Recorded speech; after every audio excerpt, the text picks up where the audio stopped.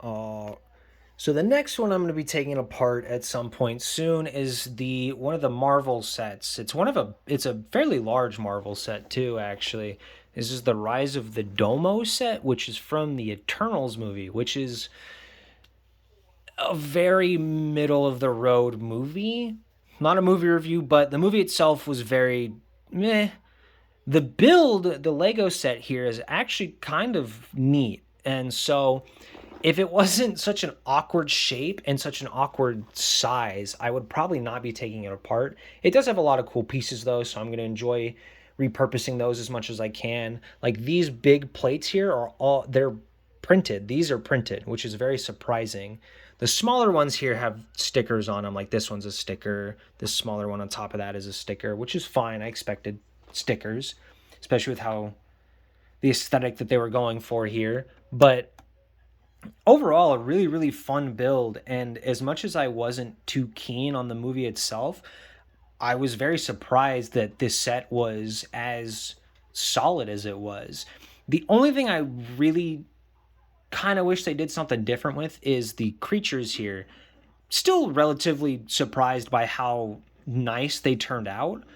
I just don't like the monsters from the movie, and I would have rather have seen maybe something else because they're just in terms of scale as well, these are a little too big for the scale of the ship. The ship is massive. It is like a huge ship.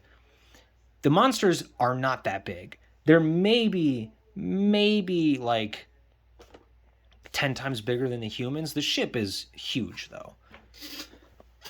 And this guy is unfortunately horrendously ugly. The little dog one kind of turned out really nice. Like I was surprised that this one looks as good as it does. It's got a problem. Like this is that that looks weird. It's supposed to be its mouth, but it doesn't. All right, bye. It doesn't. It just doesn't look good. It doesn't look like a lower jaw. A lot of posability in them. The standing guy clearly doesn't pose well, but it's weird. They're very weird builds. So I'm gonna take him out of the frame now and focus on the spaceship called the Domo or the Dorito in some circles.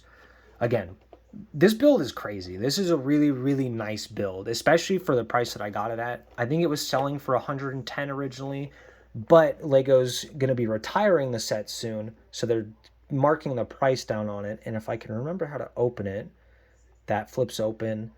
This side piece opens. Boom, you've got one compartment open. Now we come through, we open this bad boy up. Boom, cockpit open. And now in the movie, it's not quite, I don't believe the cockpit is really that closed off, but I think for the sake of Lego's like build, they kind of had to do something like that. Boom, that opens up. And that was this little piece right here was really, really fun to put together and to see how it kind of came together. I think this is supposed to be part of like a movie reference. Like I think this is supposed to be like when they're making the big MacGuffin or whatever to beat the bad guy and all that fun stuff. And then you can see it's a really tight interior, but it's packed with a bunch of stuff at least. And you have places to put the weapons if you're gonna have the characters just chill in the ship. And the other thing you'll notice is it comes with quite a few minifigures. It comes with most of the main, I guess, heroes, the Eternals. I think it's missing one of them, I believe it's only missing one. I believe it's the Gilgamesh figure is the only one that it's missing. It even comes with the little mini scale, like, what's his name? Ashram, I think is the like celestial's name in the movie. I don't remember. The only character I really liked was the speedster, and I don't even remember her name. So she was really cool. She was deaf and did sign language, and that was prevalent throughout the movie. Some of the things that some of the micro builds are kind of cool. There's a little karaoke machine. There's a controller for video games, and then there's a crowbar and an umbrella piece back there. Not sure why necessarily, because these are like supposed to be aliens or whatever, but they also have you build this little thing, which is meant to be like a cover craft of sorts, and you store it right here, which is pretty cool. I'm going to be a little all over the place with this build because there's a lot, but it doesn't really lend itself to anything. It's a lot of the interior is jam-packed with stuff, but it's not like references to the movie, I guess. It's very weird. Like there's a coffee maker here for some reason. Don't know why. Then you take this little guy out of the cockpit. Cockpit's surprisingly nice.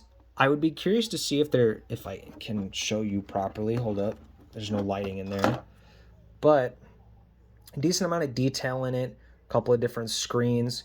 The way that they got the triangle shape was really fun to put together too, and see how that came together. Like this is a really, like, you saw me pick that up just now even, and it was sturdy. There's no give to this build at all. And with the awkward shape that it is, it's a little surprising, especially when I went to pick it up for the first time. I was shocked that it held together so well. Like I'm holding it by a corner and it's fine.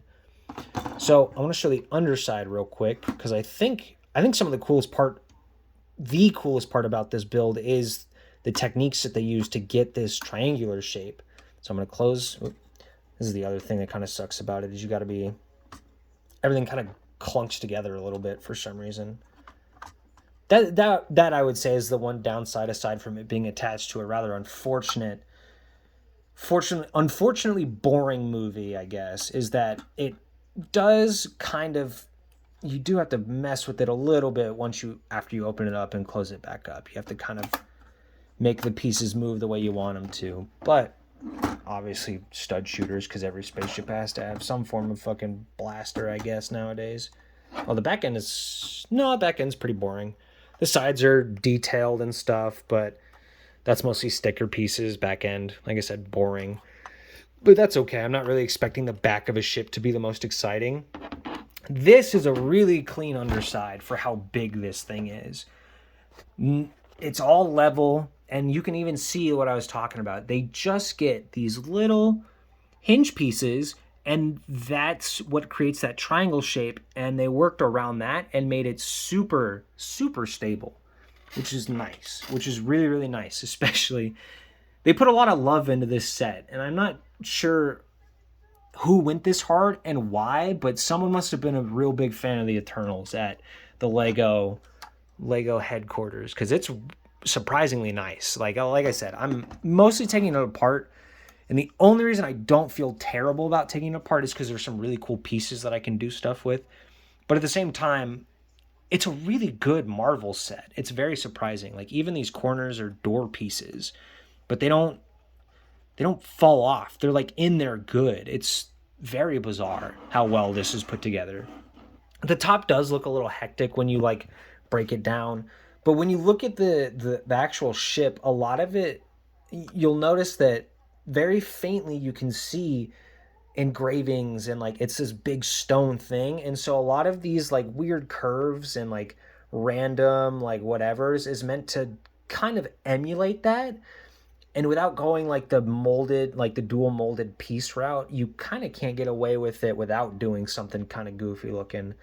But I think it looks better than the actual ship itself in the movie, because this at least has a bit of color and a bit of character to it. Whereas like the movie version, it's just a big rock Dorito in the sky. It's very bizarre.